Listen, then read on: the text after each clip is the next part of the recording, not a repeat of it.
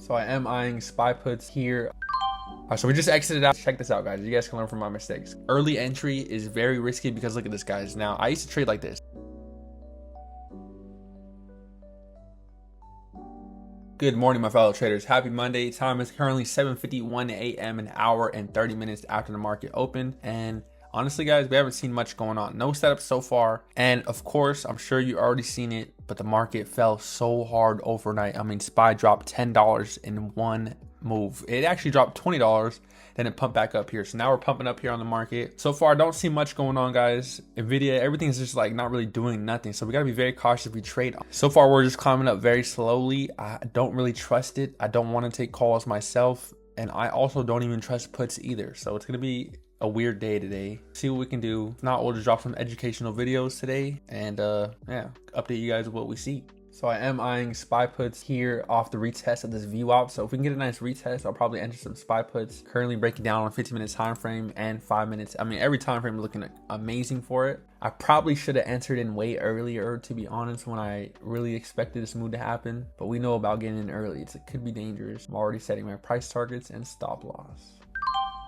All right, so we're gonna enter one here off of this retest, and then we'll buy another one once it starts going in our favor. So market is a little bit tricky today since FOMC is this week, plus the news that hit with China. So we just never know. Today could be a news-packed day. As soon as something happens or some crazy report comes out about something, it can easily affect the market instantly. So update you guys with how this one hits. 10% stop loss, 30% price target, of course. So that means a $41 loss if I lose, or a $120 gain. Maybe we'll even try to hold for more, and then if we buy two of them, it'll be a different story. So update you guys what happens. So we're in this trade. Candle closes in 20 seconds on this 5-minute candle here, which is looking pretty good. Decent sell orders here, and we're currently in a small $5 gain in profit, which is only 1.5%. So we're gonna try to shoot for this 50% fib level here, and I'll actually set an alert. So I do like this entry that we got. Good entry here, below VWAP, below EMAs, and also our stop loss is actually kind of above the EMA, so we have a lot of potential to reject before we even get to our stop loss. So here's SPY trying its absolute best to try to push for that VWAP level, which is 6%. So if we do cut it here, it would be a $25 loss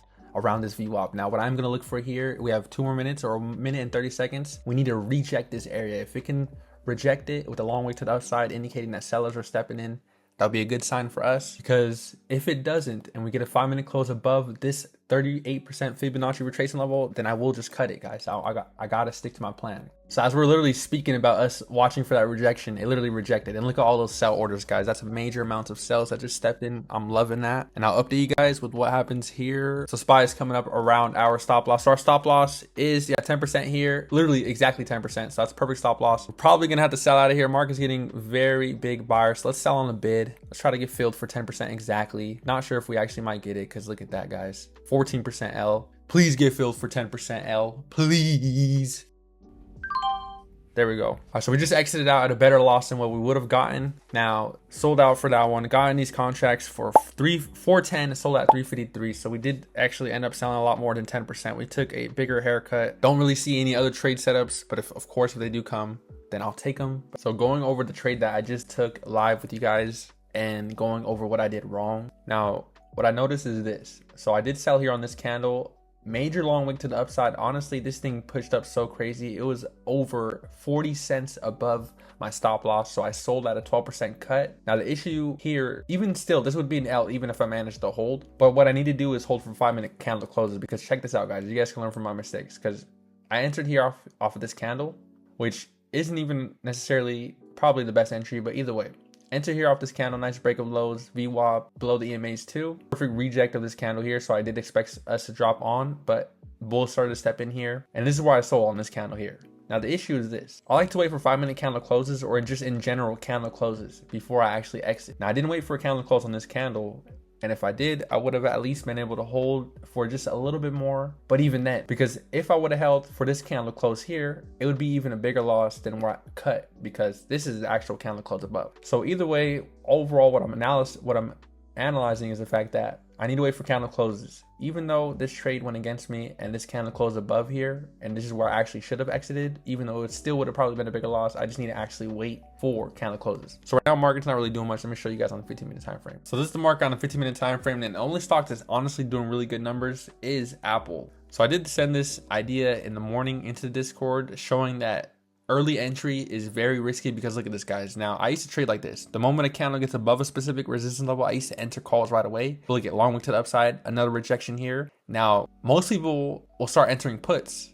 just because it starts to reject this level. But Apple's actually getting very bullish. It actually held in the pre-market. It held its uptrend. So it's in an uptrend during the pre. Then here we are, just following momentum. So yeah, it rejected here, but all you gotta do is be patient and wait for it to actually break above. And this is the actual breakout here. And look at now, this is where Apple's at, and it's currently going crazy. So Apple was a really nice move today, but this is the overall, the whole market as a whole. Now it is getting some bullish momentum here a little bit, but there's really no trade setups at all. I mean, come on, look at these 15-minute candles. When the 15-minute time frame chops, you know it's bad. I don't trust the bulls today, and I'll show you guys exactly why. So if we check over here on the SP 500's 1 hour chart, you can see that this is Friday, and this is pre-market, or no, this is Sunday, and this is pre-market.